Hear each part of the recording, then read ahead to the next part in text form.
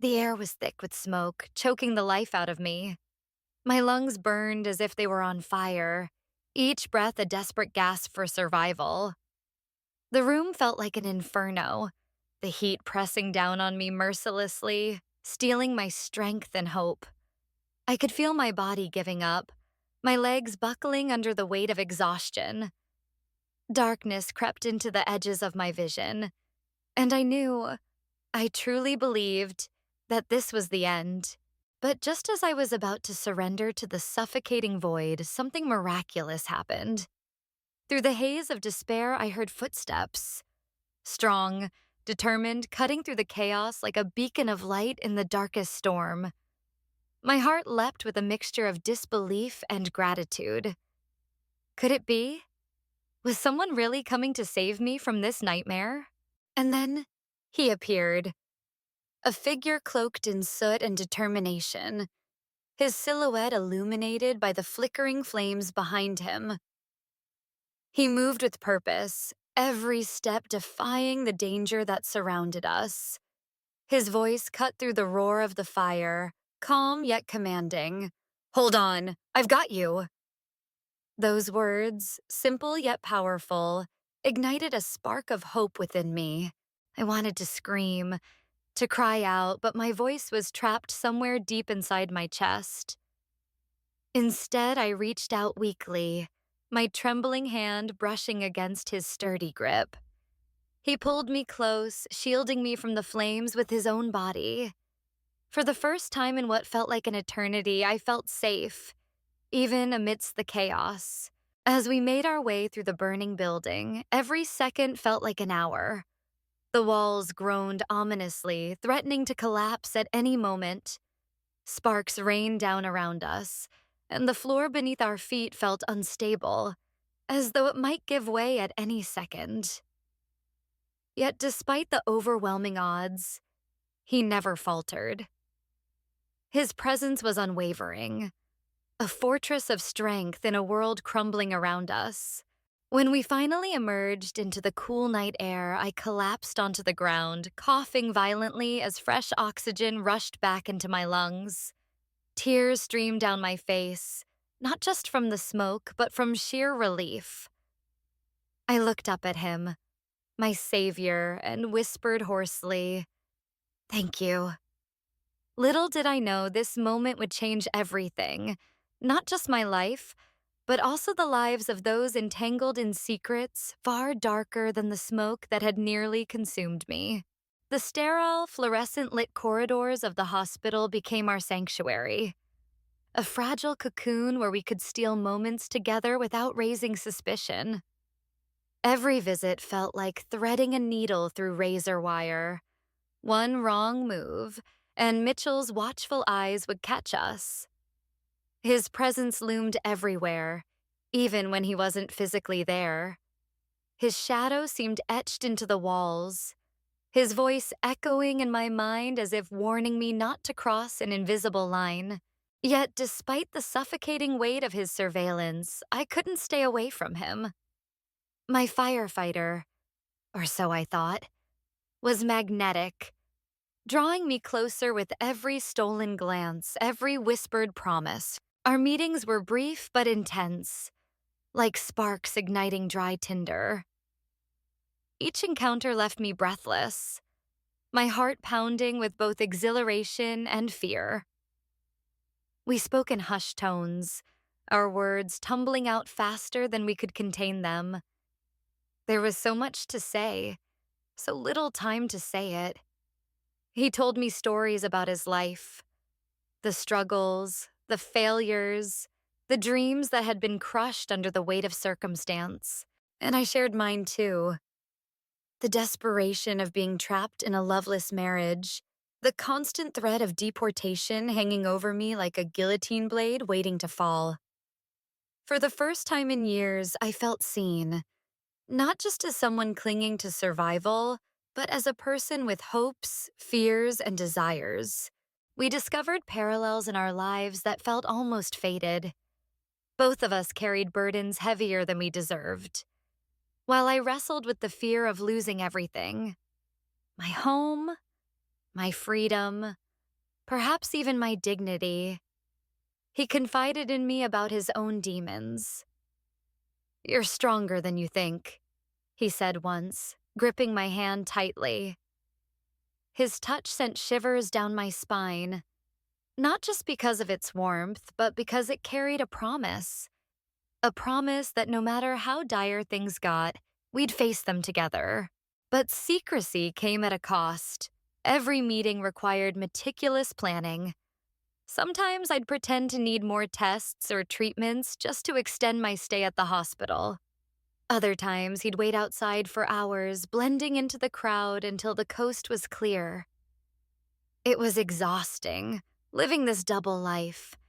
But the alternative, being apart, felt unbearable. The nights were the hardest. After he left, I'd lie awake in my hospital bed, replaying our conversations in my head, wondering if I was foolish to trust him completely. But then again, what choice did I have? Love doesn't ask for permission before taking root. It simply blooms, even in the most barren soil. One evening, as we sat on a bench near the hospital garden, hidden beneath the canopy of twilight, he handed me a small bouquet of wildflowers. "I picked these on my way here," he admitted sheepishly. "They reminded me of you. Strong, beautiful, surviving against all odds." Tears pricked my eyes, and I quickly wiped them away before he noticed. How could something so simple mean so much? In that moment, I realized how starved I'd been for genuine affection. For someone who saw me not as a pawn in Mitchell's game, but as a human being worthy of love. Yet, danger lurked around every corner. One day, while sneaking back to my room after meeting him, I nearly collided with Mitchell. His piercing gaze bore into me, searching for answers I refused to give. "Where were you?" he demanded, his tone icy. I stammered some excuse about needing fresh air, but his expression told me he didn't believe a word. That night, I barely slept, haunted by the image of his cold, calculating eyes. Despite the risks, those fleeting encounters became lifelines for me. They gave me strength to endure the days ahead, knowing that somewhere out there, someone cared enough to risk everything for me. Little did I know, however, that our fragile bubble of happiness was teetering on the edge of collapse. And soon the truth would come crashing down upon us like an avalanche. Mitchell wasn't just a man. He was a storm, an unrelenting force of manipulation and control.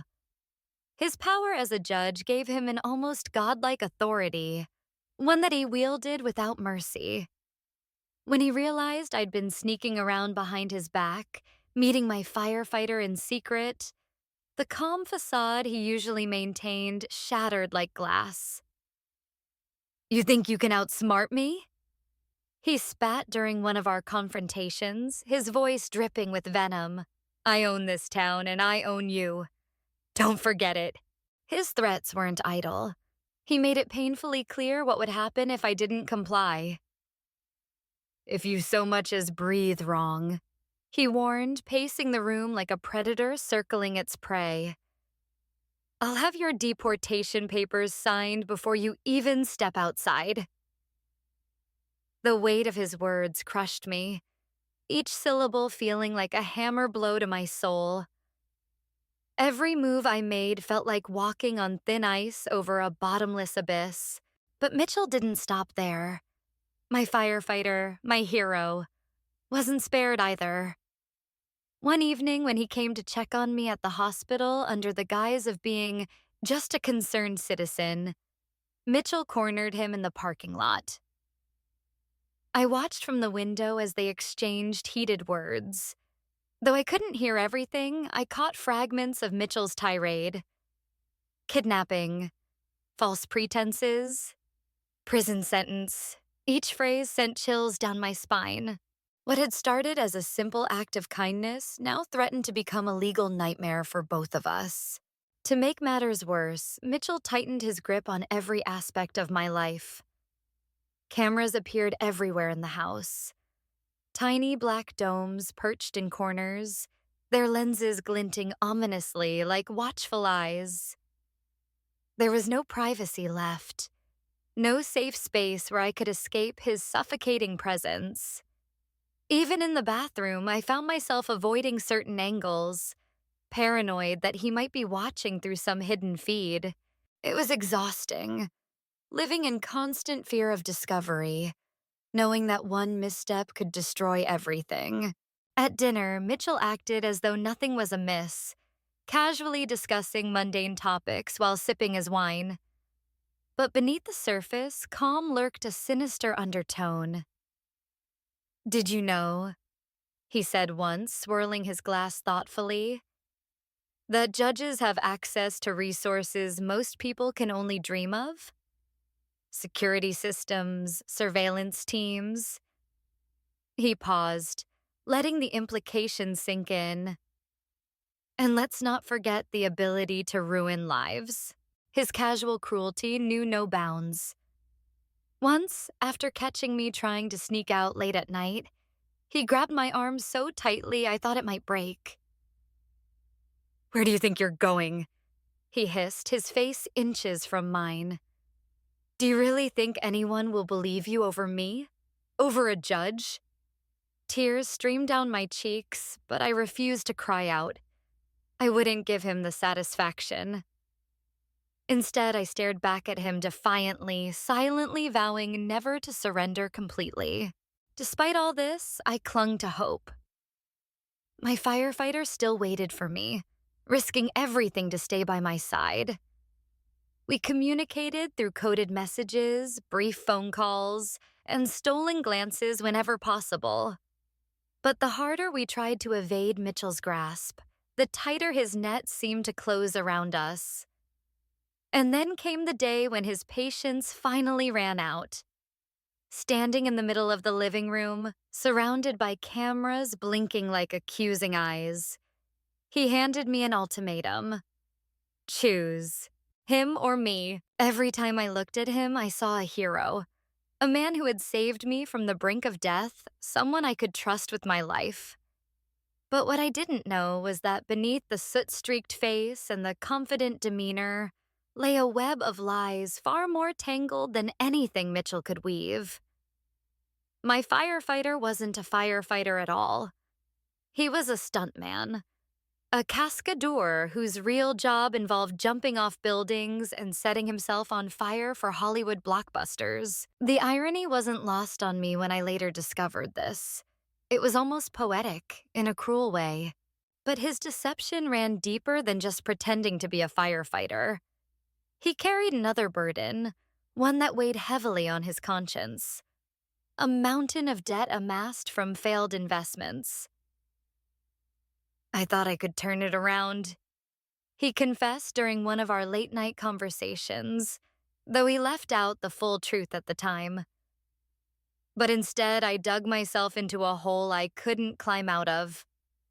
His voice cracked as he spoke, and I could see the shame flickering in his eyes. Still, I didn't press him further. I assumed everyone had their demons, and I chose to believe his were no worse than mine.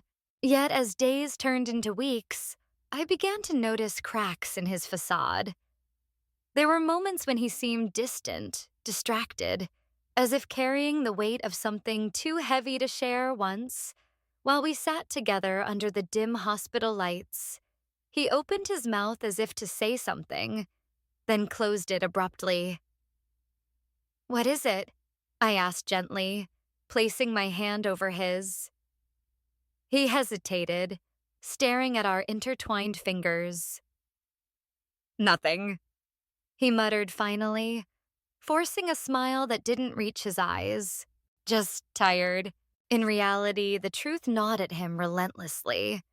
He wanted to tell me so many times he came close, but fear always held him back.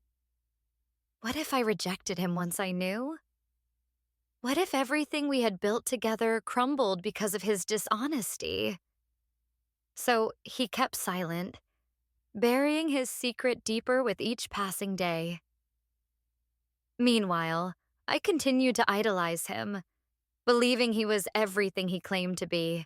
The disparity between the man I loved and the man he truly was grew wider, like a chasm threatening to swallow us whole.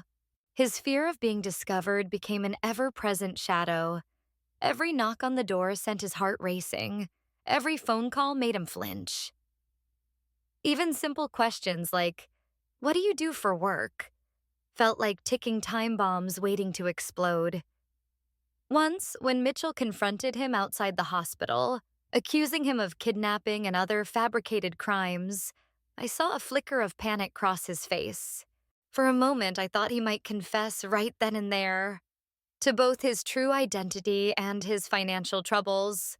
But instead, he clenched his fists, swallowed hard, and maintained his composure. "You don't know what you're talking about," he shot back, though his voice trembled slightly. Still, guilt ate away at him. Late at night, when he thought I was asleep, I'd hear him pacing the floor, muttering apologies to himself.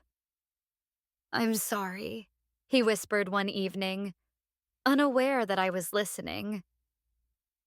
"I never meant to lie to you." Tears pricked my eyes, but I stayed silent, unsure whether confronting him would make things better or worse. Instead, I resolved to stand by him, no matter what. After all, hadn't we both been lying to survive? Weren't we both trapped in lives we hadn't chosen? Little did I know, however, that his secrets would soon unravel. Not through his own admission, but through circumstances beyond either of our control. And when the truth finally came to light, it would shatter not only our fragile bond, but also expose the dark underbelly of lies we'd all been living. The hospital corridor buzzed with tension, the air thick enough to cut with a knife. Mitchell arrived like a storm cloud, flanked by his entourage of private security guards, men whose bulging muscles and stern expressions made it clear they weren't there for polite conversation. His polished shoes clicked sharply against the tiled floor, each step echoing like a countdown to disaster.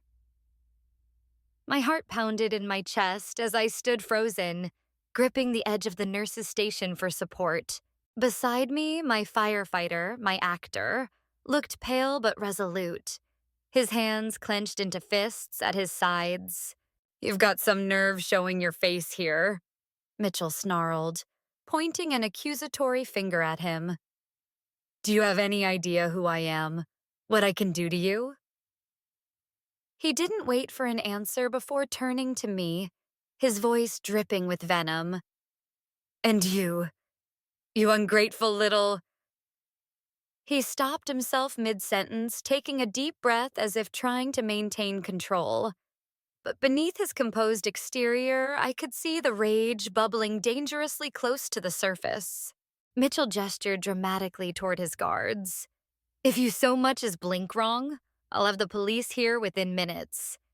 Kidnapping charges, assault charges, fraud charges." Each accusation landed like a punch, leaving us reeling. Then, with a smug grin that sent chills down my spine, he pulled out a folder stuffed with documents. "Oh, and let's not forget these," he said, waving them triumphantly.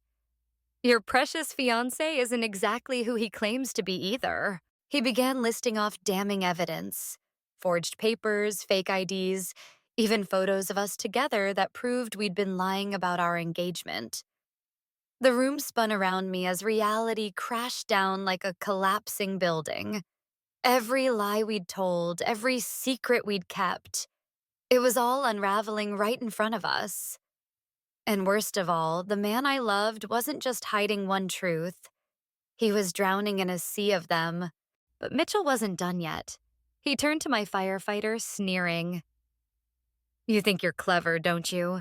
Pretending to be a hero while drowning in debt and desperation? Did you really believe no one would find out?" For a moment, I thought my firefighter would crumble under the weight of Mitchell's words. Instead, he straightened up, meeting Mitchell's glare head-on. "I never meant to hurt her," he said firmly, his voice steady despite the chaos swirling around us. Everything I did because I care about her. Unlike you, who only sees her as property. The words hung in the air like thunderclouds, heavy and ominous. Mitchell's face turned crimson with fury, veins bulging on his forehead. "How dare you!" he roared, lunging forward as if ready to strike. One of his guards held him back, but the threat lingered palpably. "I could ruin both of you with a single phone call. You're nothing but scum, a liar, and a fraud." For a split second, silence fell over the hallway, broken only by the distant hum of medical equipment. Then, in a voice trembling with emotion, I spoke up. "Stop it, Mitchell. Just stop." All eyes turned to me, surprised by the sudden defiance in my tone. "I'm not afraid of you anymore. Not your threats, not your power, not your lies." Tears streamed down my cheeks, but I refused to look away. "Whatever happens next, I choose him, not you." "Not?" Mitchell stared at me, disbelief etched across his face. "You're making a mistake," he hissed through gritted teeth. But his words felt hollow now, powerless against the fire burning inside me. For the first time, I saw fear flicker in his eyes, a crack in his armor of arrogance. When the truth finally came to light, it hit us like a freight train, relentless, unyielding, and utterly devastating. The fake marriage documents that Mitchell had used to manipulate me were uncovered during an investigation into his own misconduct. What started as a personal vendetta spiraled into a full-blown legal battle that consumed every aspect of our lives. Courtrooms became our battlegrounds. Lawyers, our weapons, and testimonies, our ammunition. Every day felt like walking through a minefield, never knowing when the next explosion would rip apart what little stability we had left. The weight of the penalties loomed over us like a guillotine blade. My firefighter-turned-actor faced charges not only for impersonation, but also for complicity in fraudulent activities. "You're looking at years behind bars," his lawyer warned grimly after one particularly grueling hearing. Meanwhile, I was caught in the crossfire, accused of participating in a sham marriage and violating immigration laws. The media circus surrounding the case painted us as villains, turning public opinion against us. Headlines screamed accusations: fake love, real crime, and Hollywood stuntman's desperate deception. It was humiliating, isolating, and suffocating all at once. But justice has a way of unraveling even the most tangled webs. As the investigation deepened, Mitchell's own crimes began to surface: money laundering, abuse of power, and illegal business dealings. The same man who had once wielded authority like a weapon now found himself under scrutiny. Witnesses came forward, evidence piled up, and soon the tables turned completely. For the first time, I saw fear flicker in Mitchell's eyes. Not just anger or arrogance, but genuine terror. His empire of lies crumbled around him, leaving him exposed and vulnerable. Amidst the chaos, my firefighter and I clung to each other, finding solace in the fact that we weren't alone in this fight. Late nights were spent strategizing with our attorneys, rehearsing statements, and preparing for yet another round of questioning. Sleep became a luxury we couldn't afford, and meals were often forgotten in favor of poring over legal briefs. Yet despite the exhaustion, there was a strange sense of clarity. We had been living in shadows for so long. Now, forced into the light, we vowed to face whatever consequences lay ahead together. By the time the dust settled, both Mitchell and I had been stripped bare, our secrets laid out for the world to see. While he awaited trial for his numerous offenses, my firefighter and I accepted plea deals that spared us prison time, but left scars that would never fully heal. Our relationship emerged battered but stronger, forged in the fire of adversity. As we walked away from the courthouse on that final day, hand in hand, I realized something profound. Sometimes love isn't about escaping the flames, it's about finding someone willing to walk through them with you. In the end, what remained was not just a story of survival, but a testament to the resilience of the human spirit. Through every lie, every betrayal, and every moment of despair, one truth shone brighter than all else. Real love could withstand even the fiercest storms. It wasn't about grand gestures or perfect timing. It was about choosing each other despite imperfections, standing firm when everything crumbled around us. We may have started with lies, I whispered to him on our final day in court, but what we feel now is as true as fire itself. And for the first time, I believed it. But this journey also taught me that secrets are like embers, small at first, but left unchecked. They grow into an inferno that consumes everything in its path. The weight of deception crushed us both, forcing us to confront hard truths about who we were and who we wanted to be. Honesty might hurt, he told me once, his voice trembling yet resolute. But lies destroy. Those words became my mantra, a reminder that no matter how dire circumstances seem, dishonesty only deepens the wounds. Courage played its part too. When Mitchell loomed over us, threatening deportation and imprisonment, it would have been easier to surrender, to let fear dictate our choices. Yet, we chose to fight back, to stand up against injustice even when victory seemed impossible. That courage didn't come from strength. It came from trust, from knowing someone had your back no matter what. As we walked away from the courthouse, hand in hand, I realized happiness isn't found in avoiding pain. It's forged through overcoming it. Our scars became symbols of resilience, proof that while life burns fiercely, it can also ignite something beautiful if you let it. Love, after all, is the flame that lights the way out of darkness. Some people leave scars, others leave lessons. Burn and reborn stories that break you, then rebuild you.